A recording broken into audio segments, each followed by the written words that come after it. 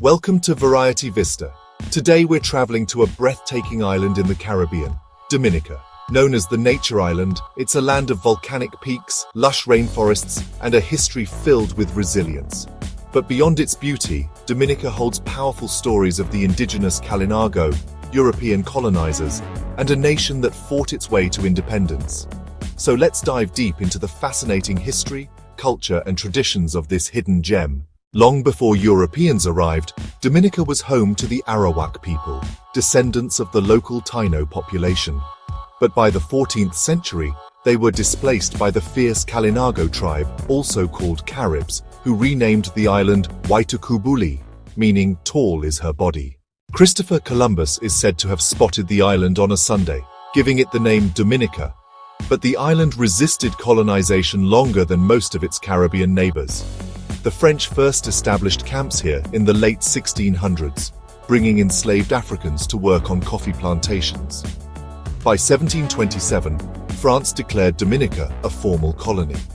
In 1761, during the 7 Years' War, the British captured Dominica. The Treaty of Paris, 1763, officially handed it to Britain.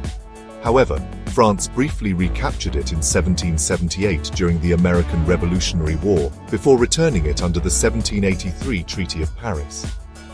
From then until 1978, Dominica remained mostly under British rule, despite resistance, uprisings, and shifting political systems. Dominica's journey toward freedom was unique. In the 19th century, after slavery was abolished in 1834, it became the only British Caribbean colony with a black-controlled legislature. This created constant tension with the wealthy English planter class. By the 20th century, political movements gained strength. In 1967, Dominica achieved associated statehood with the UK, which gave it control over internal matters.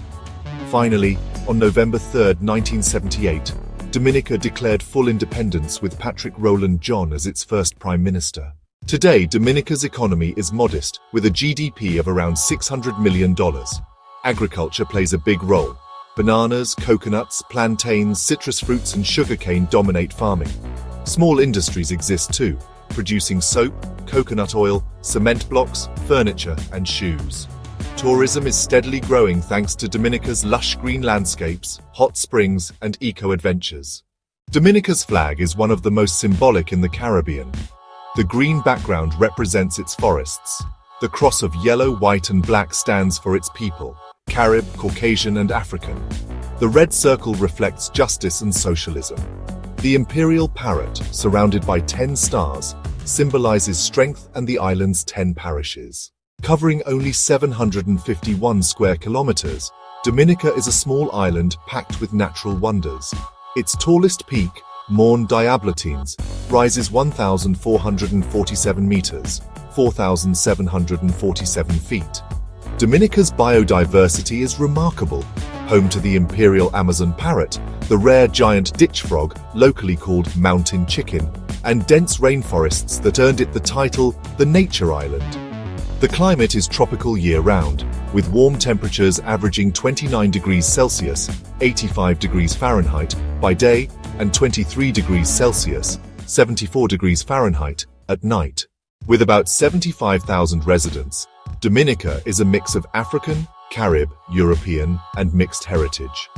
Around 50% are Roman Catholic, while others follow different Christian faiths. Rastafarianism also has a presence. Despite economic struggles, Dominica has one of the highest life expectancies in the Caribbean, 79 years. Dominican cuisine reflects its diversity. Some must-try dishes include mountain chicken, not chicken at all, but frog legs cooked into a delicacy. Chatou water, a rich octopus soup. Codfish sandwich, fresh cod sautéed and tucked into bread. Agouti stew, a wild meat dish spiced with curry. Callaloo soup made with leafy greens, a Creole classic.